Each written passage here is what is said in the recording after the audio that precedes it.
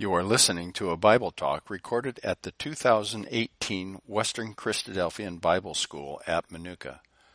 This is the third class in a series given by Brother Matthew Blewett on the subject, Meditations in Revelation. This class is titled, Names and Places.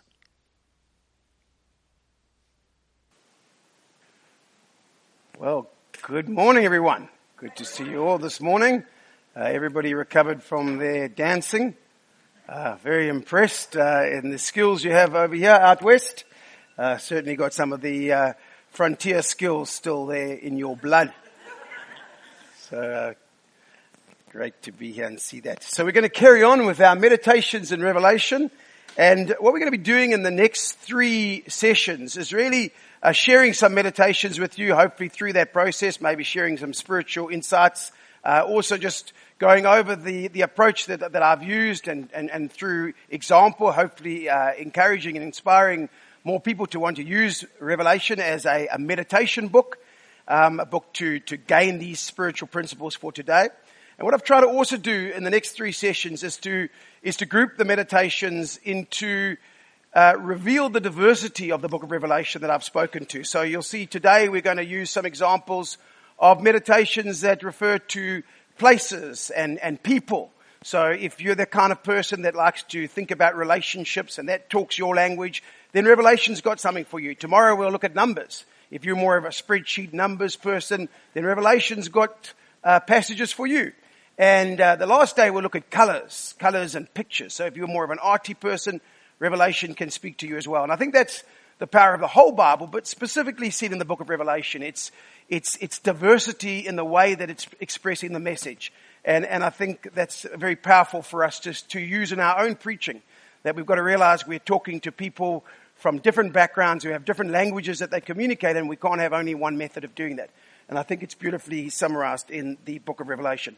So we're going to start with a little Revelation bit, a very small meditation, and then I'm going to go through what I've called in the past Revelation bites, where we've got something that we've chased up a bit further and some interesting insights that have come from my meditations. So starting with this passage from a very well-known passage. Let's go back where we can get it on full screen or as best as we can. And it's from Revelation chapter 14. And we have read this passage, I guess, many times before. It says, and another angel followed saying, Babylon is fallen, that great city, because she has made all nations drink of the wine of the wrath of her fornication. So one morning, that was my meditation, a passage that you think, well, what spiritual insight can we get from this passage? And so as I was thinking and focusing on it and trying to focus on the detail of a passage that I've read so many times before, and as I've mentioned before, it's in passages that we've read so many times before that we've got to work a bit harder to try and see perhaps the message for us. And the thing that caught my attention is this phrase, Babylon is fallen, is fallen. In fact, it's used like in that same way actually originally in the book of Isaiah. Babylon is fallen, is fallen. And, you know, it comes off our lips so easily, doesn't it? And we know that in the New Testament specifically, often a word is repeated for emphasis. Jesus would say, truly, truly, I say unto you, verily, verily. In other words, what I'm about to say is important. You need to concentrate. But on the morning that I was thinking about this, I thought a bit more deeply about this idea that Babylon is fallen, is fallen. And what got me thinking is as I was thinking about the echoes of Babylon, I mean, the obvious thought came to my mind. Here in the book of Revelation, Babylon is such an important city. It's a big part of the narrative. And yet we know that Babylon shouldn't even be here. Because the Babylon that we have met in the time of Daniel and in the prophecies of Isaiah and the other major prophets has been destroyed. It was prophesied that it would be destroyed. We all know this well-known prophecy. So the echo that obviously is from our first principles is this idea that Babylon, as we can see, the glory of the kingdoms, the beauty of the Chaldeans' pride, will be as when God overthrew Sodom and Gomorrah. It will never be inhabited. And of course, we take this beautiful prophecy from Isaiah and we say, there it is. It's been fulfilled. Babylon is destroyed. You can go there. And the fact that it remains a ruin is a continuous proof of the power that God has over the nations. And yet we sort of glibly come into Revelation and we find this Babylon. And it's there and it's alive. And of course, the way we reconcile that is quite simply, we say, well, that's the physical Babylon that was destroyed. And here in the book of Revelation, we're being taught that there is a spirit of Babylon, which is an interesting insight because often we spend more time trying to identify a particular city that is Babylon. Whereas the fact that physical Babylon remains destroyed is screaming at us that what we have in Revelation is the spirit of Babylon brought to life. Not necessarily in one city, but in a way that demonstrates all that Babylon stood for. And we'll actually see that a bit later in another one of our meditations. So that's an interesting echo.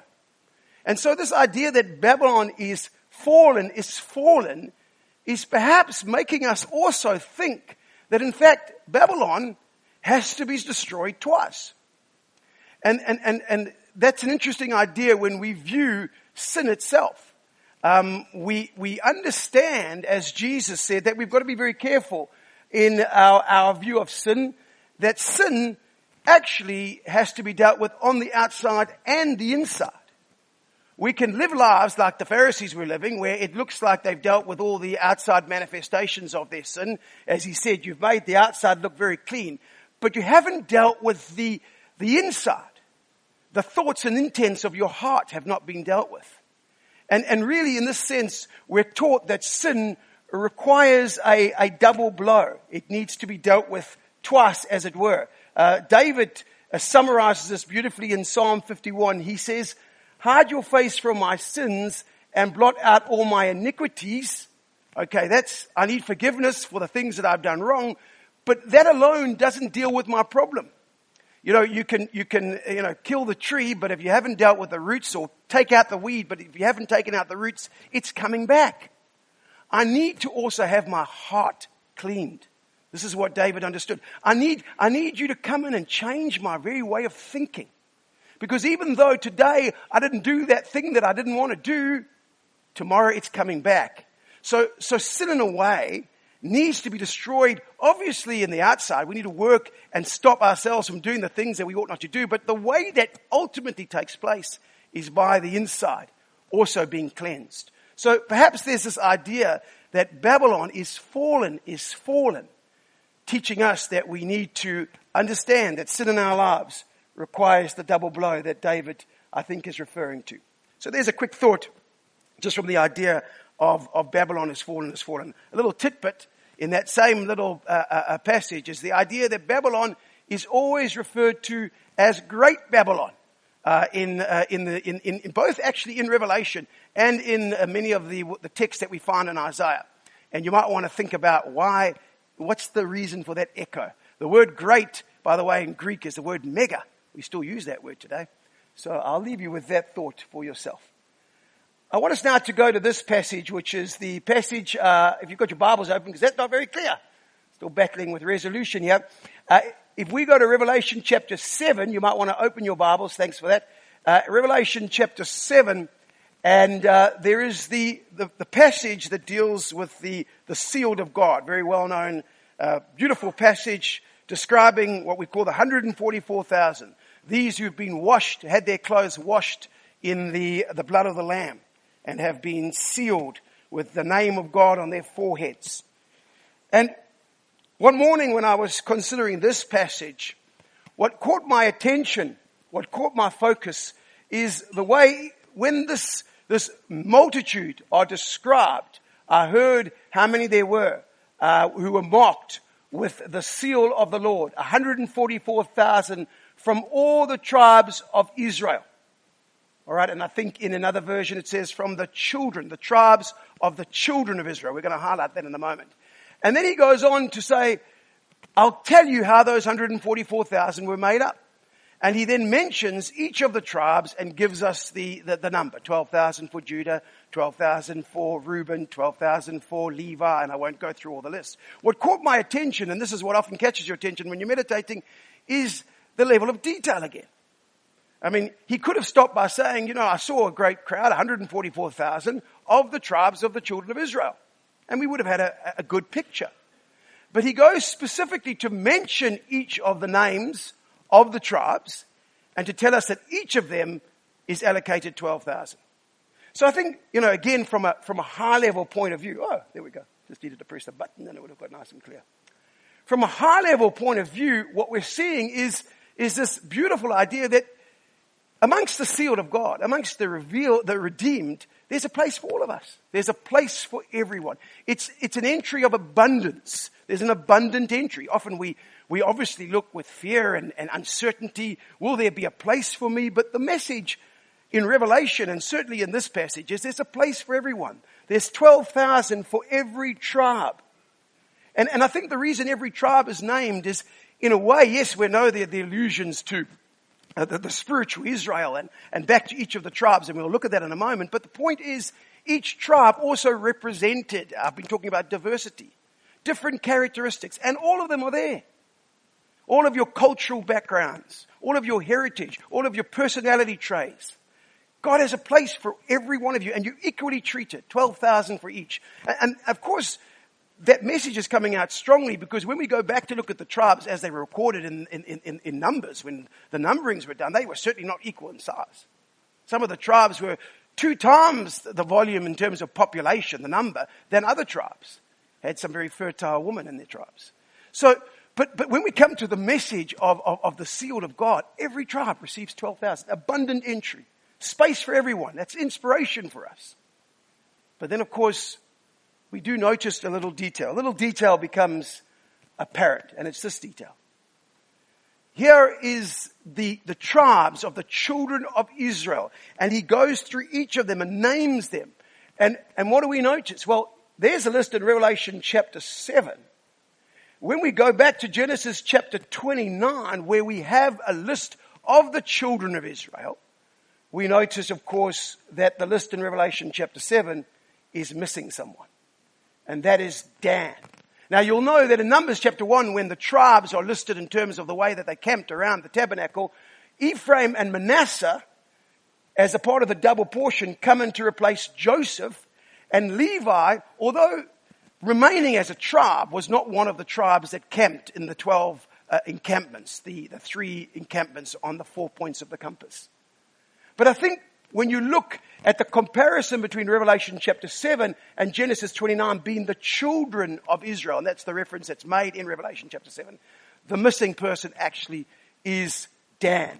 What's happened is Levi has been brought back in, as you can see, and then Joseph is brought back because he is one of the children, and in place of Dan is Manasseh, who in fact was the firstborn child of Joseph. Perhaps he's there because of the double portion. I'm sure we could have discussions about that. But the missing tribe is Dan.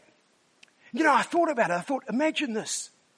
This beautiful scene is painted. Imagine if you were a part of the tribe of Dan. And you come to this Revelation chapter 7. And you come to imagine the picture.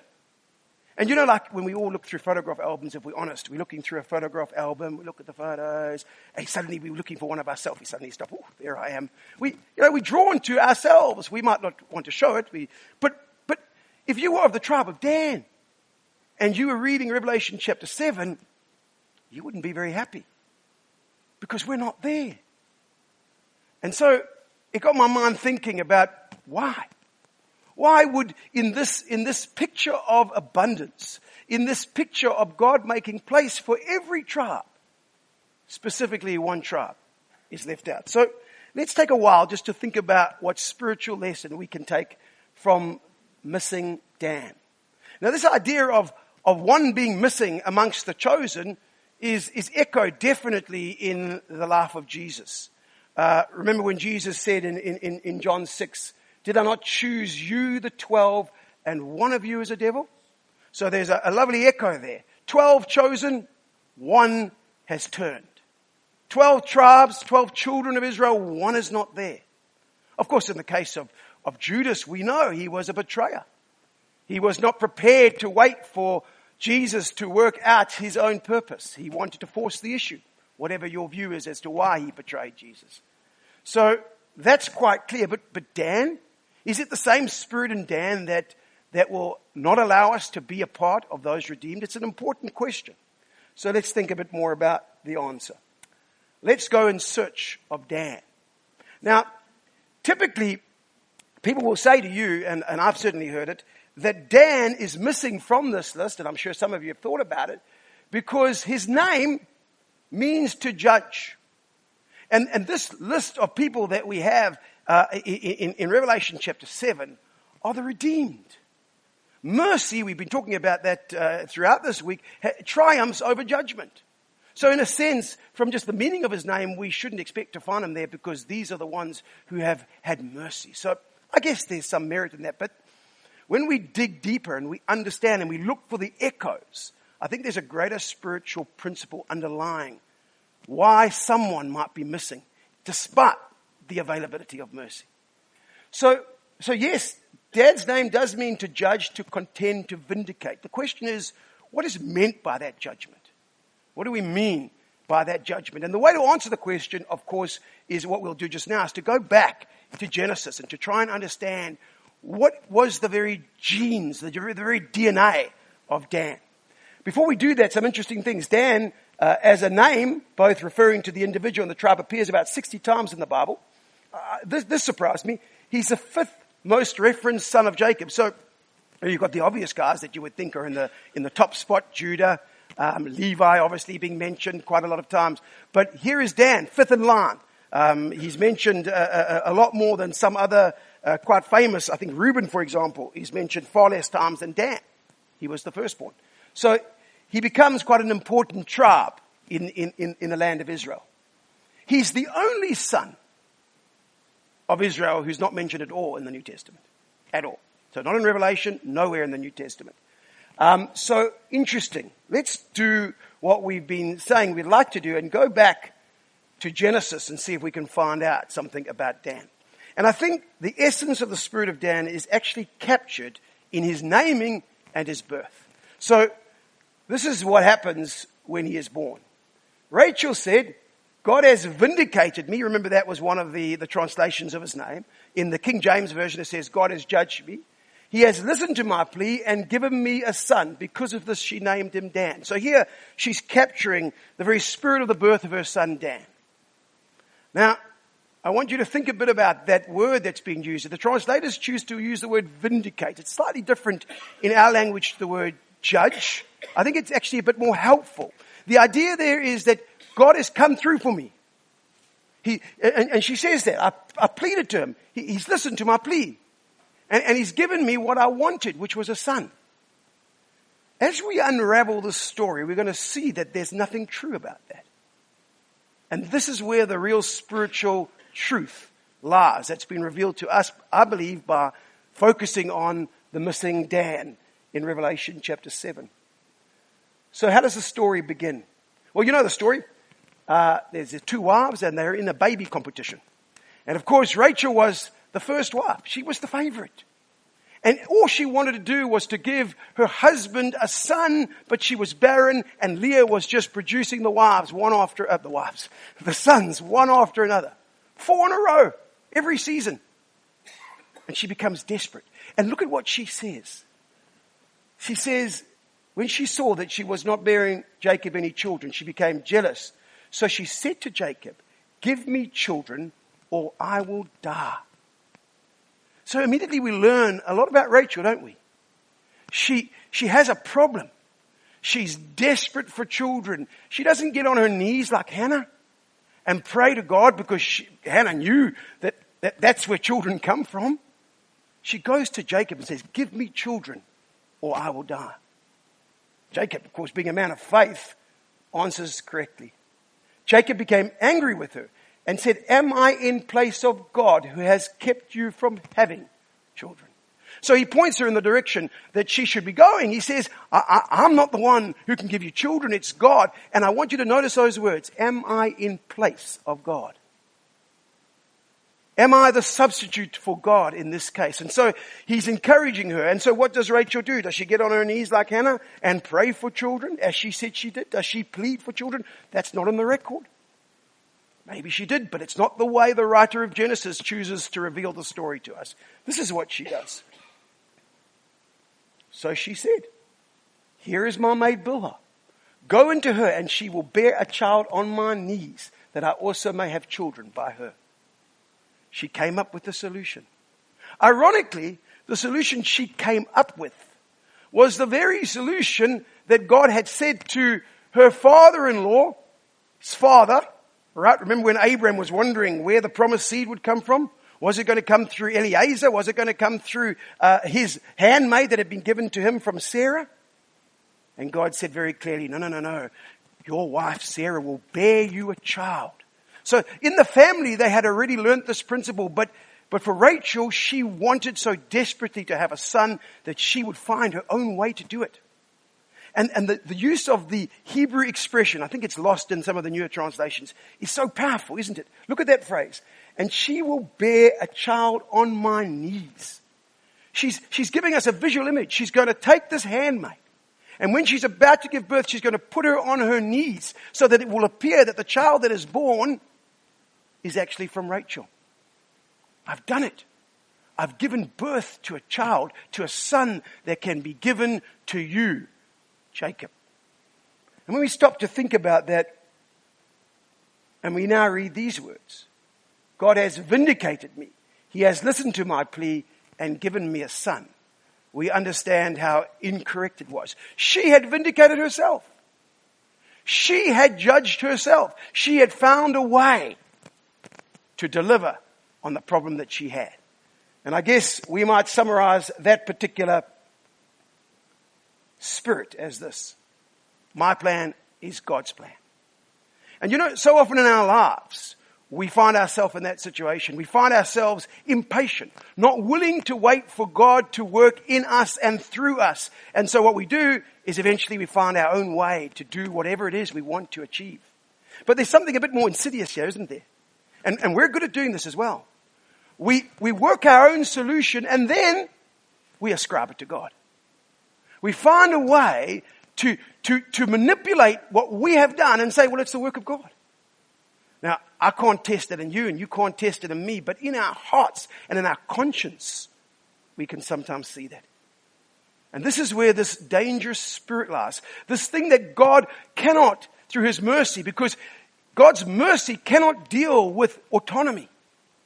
God's mercy is only dependent on one thing, that you are dependent on Him. The unforgivable sin, that sin that says the Spirit and power of God, the Holy Spirit, has no power in my life because my power is what counts, becomes the unforgivable sin. My plan is God's plan.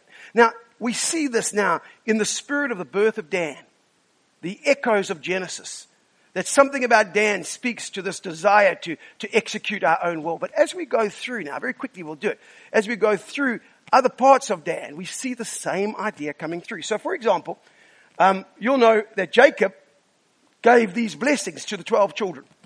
And they summarized the characteristics of each of the children. So up on the screen here, when he was blessing Judah, he summarized the fact that Judah was going to be a leader. Maybe he already had demonstrated those qualities. And he said, you're like a lion.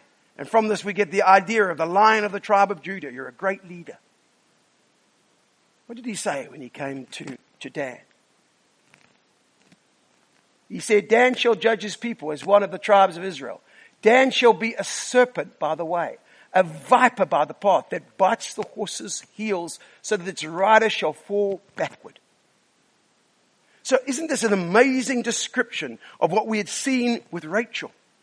This idea that Dan is going to judge his people. I don't think he means become a judge on behalf of God. He's going to judge his people, we'll see in a bit later, according to his own ways, his own rules. And not only is he going to do that, he's going to be very deceptive.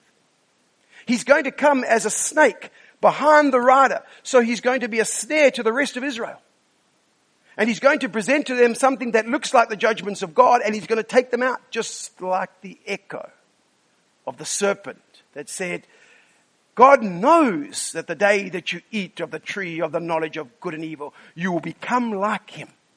In other words, to present that this opportunity that you have, Eve, is really not that bad, because really it's just a way in which you can make the judgments of God yourself. You can discern between good and evil. And that was really the essence of the serpent's temptation. And no wonder, Jacob says, in Dan is the spirit of that deception. That thing which says, I can make the judgment separate from God. And I can ascribe it to God.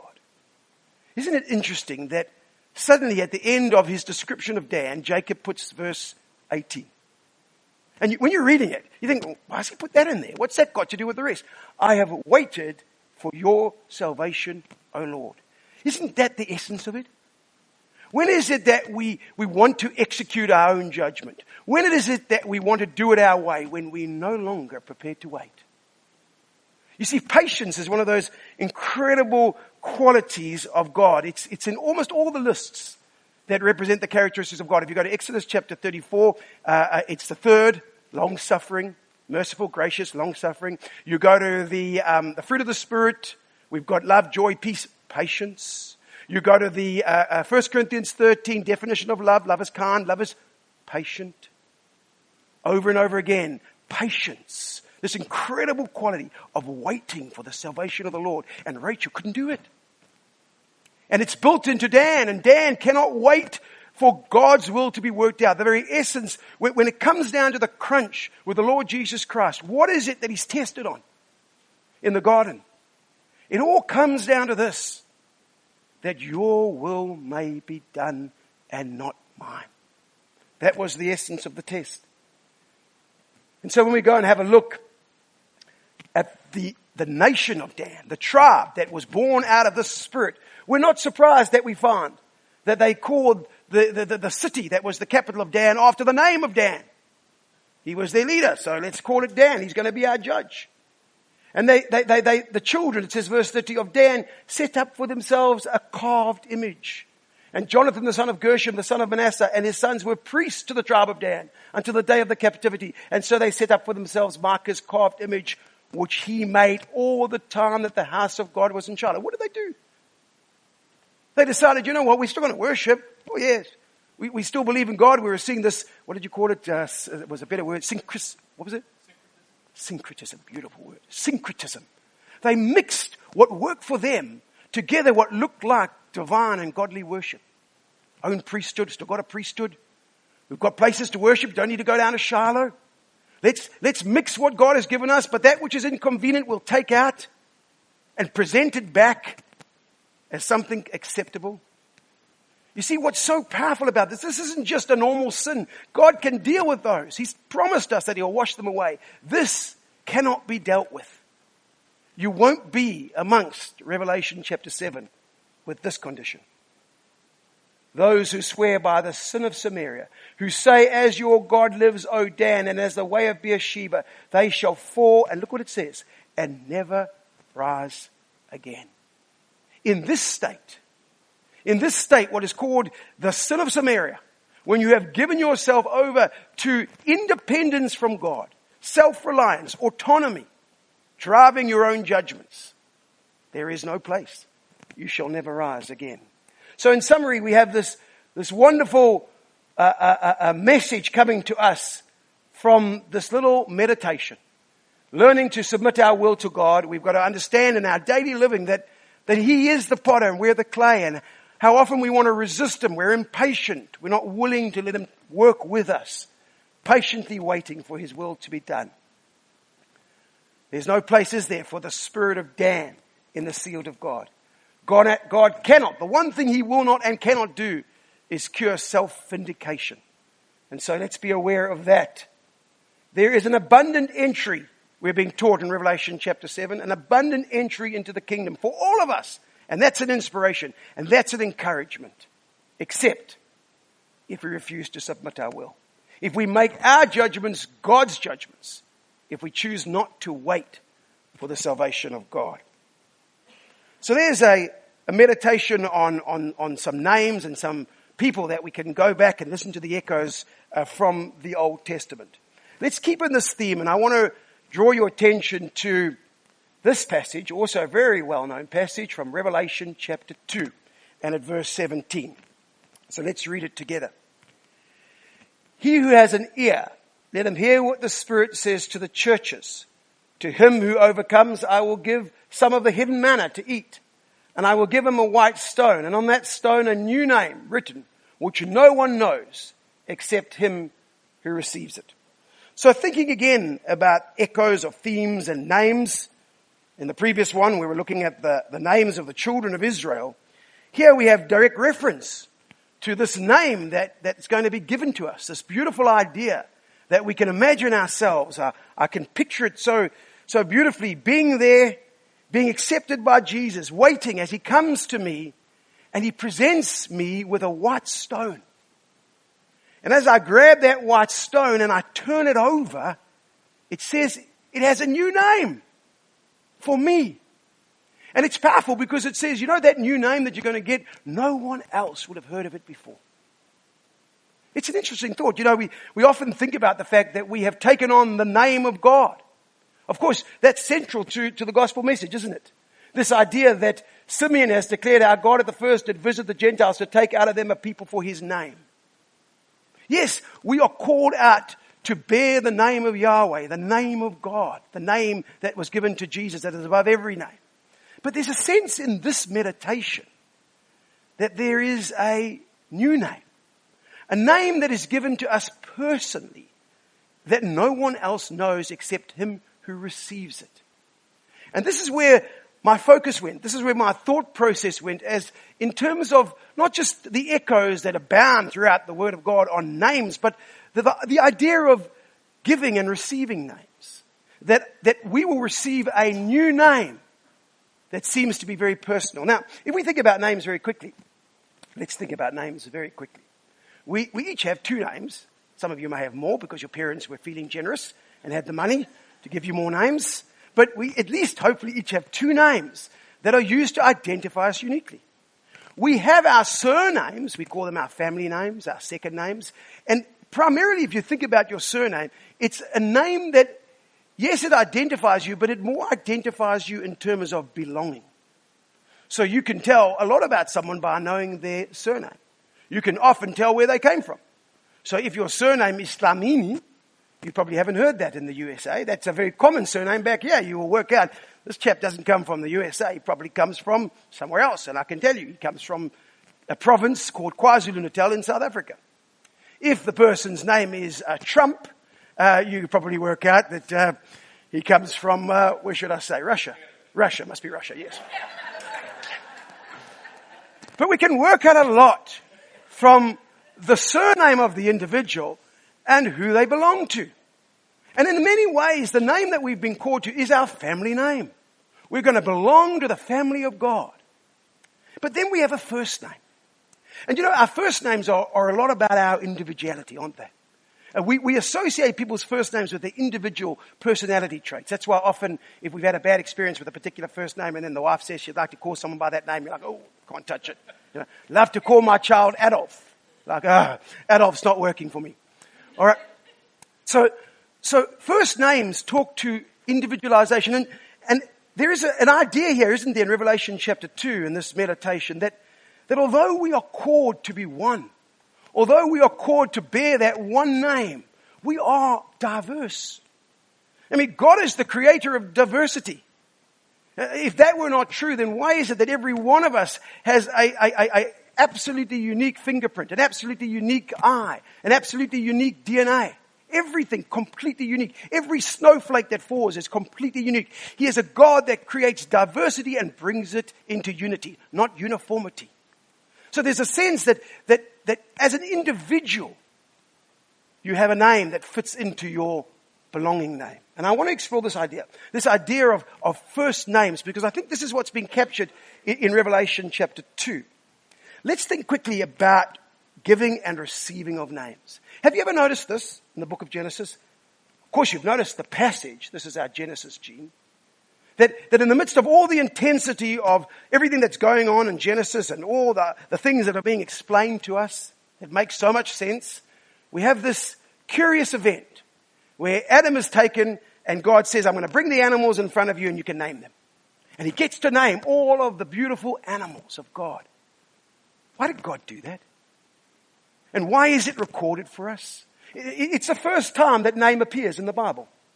Adam called them every living creature the name that he would give them. And such was his name, the first time it appears. So there's a DNA in this. There's something for us to understand. I want to put it to you this.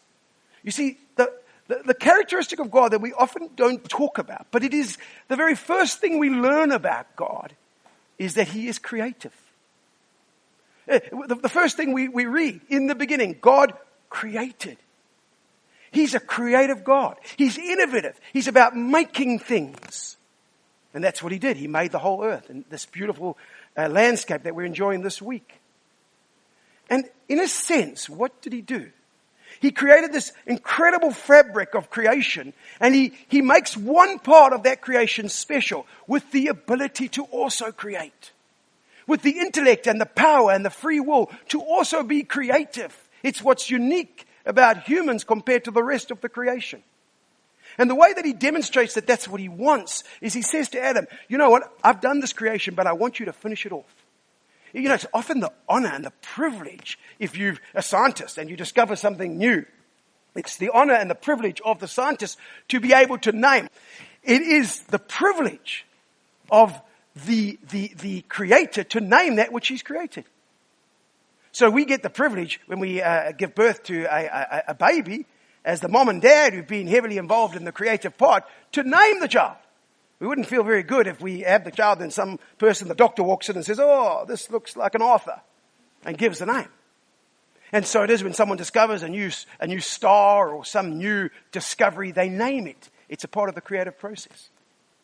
And I think this idea that name giving is given to Adam is really God saying, I've called you to be a co-creator with me. The first commandment he ever gave, the first words he ever spoke to man, be fruitful and multiply. We are called not to sit back, not to hold on to the very little that we have. God says, I want you to grow. I want you to be abundant, but I want you to grow in supporting my creative work. Understanding that you have to create together with me, the idea of co-creation. Now, this is a very important insight, especially for me. It teaches us that in every part of our life, we have a way to live out our calling, whether it be at work, whether it be in our relaxation time, whether it be in the family. We are being called to use our creativity to ultimately move his plan forward. And that's what he was calling Adam to do. Now, if you think I'm making too much of that, when the first human is named, who was given the right to name the first human? Well, often the spontaneous answer is, well, that was God. Because the first human named is Adam. And if I have my slides up there, I'd be able to show you that actually Adam never received a name.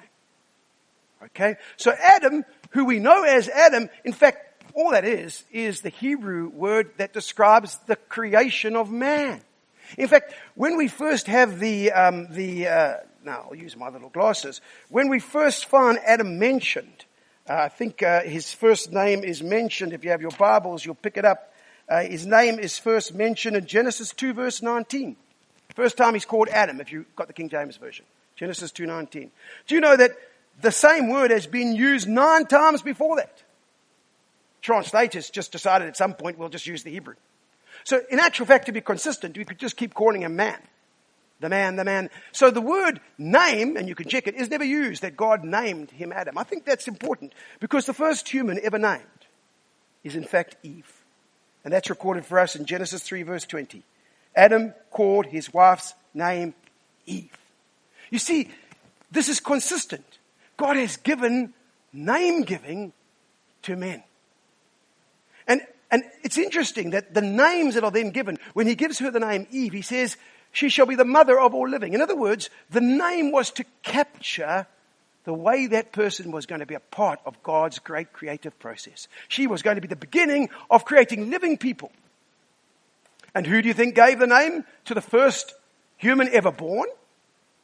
Of course, it was Adam and Eve. And the first human ever born was Cain. And they gave him his name. And his name actually was a part of the idea. It actually means possession.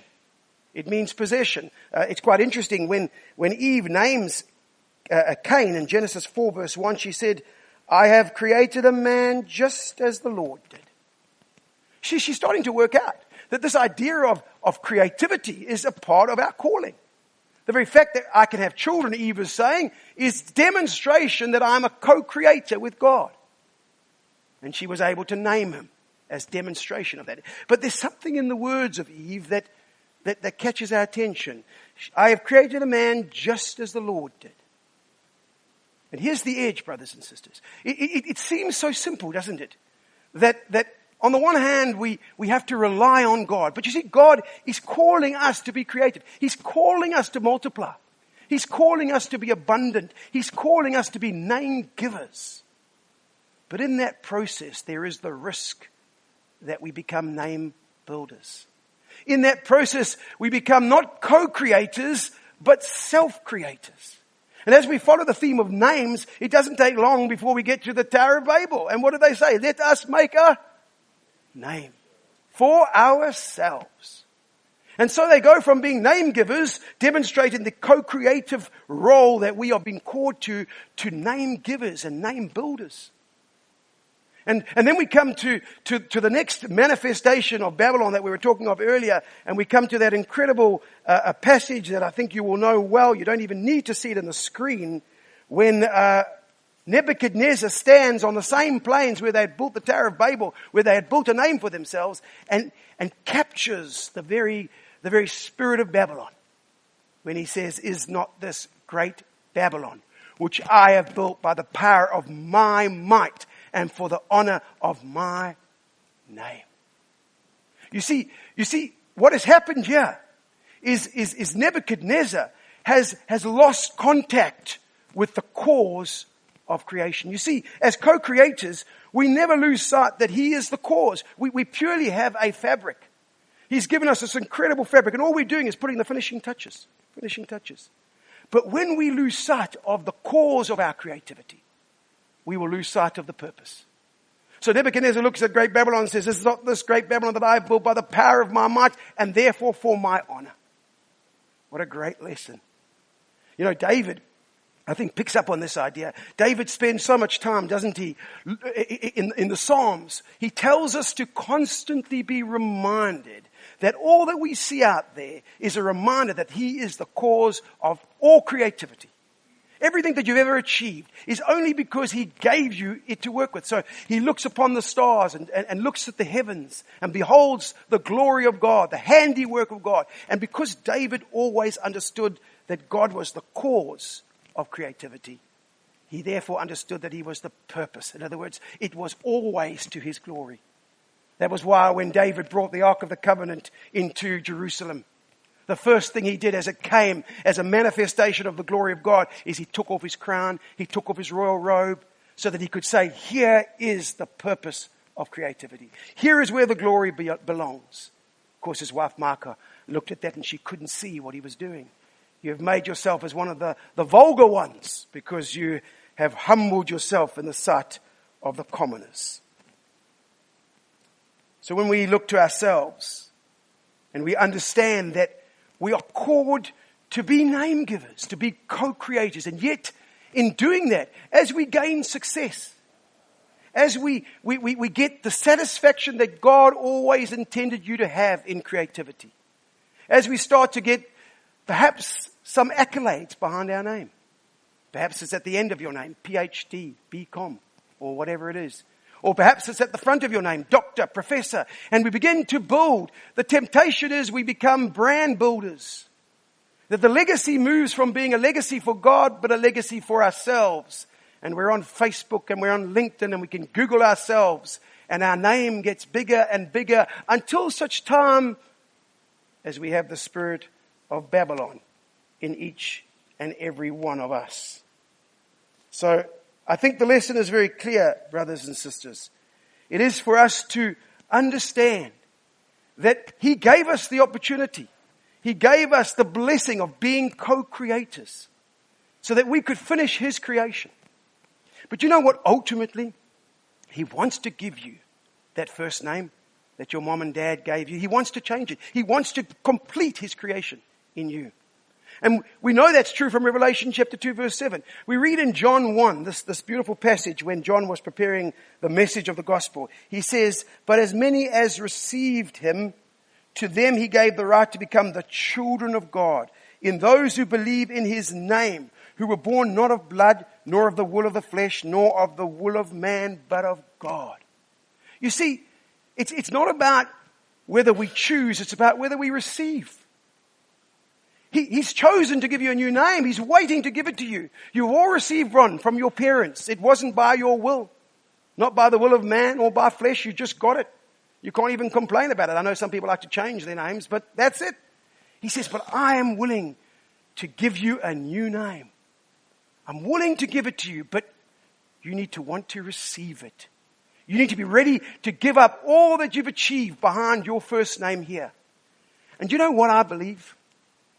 I believe that when we're in the kingdom with him, and he gives us that white stone, that new name that's recorded there will summarize everything that we did, all of our talents, all of our skills that co-created with him, that helped us each personally to do something to forward his master plan. And that is why when you turn that stone over and you read that name, though nobody else will know it because they never called you by that name. They called you Harold. They called you Cameron. There is a name that God will give that summarizes everything you ever did to co-create with him. And to me, that is so inspirational because today we're working on that new name. And we need to hold on to it and make sure we don't hold on to the name that we were given by our parents. So may God bless you as you continue to meditate on the book of Revelation.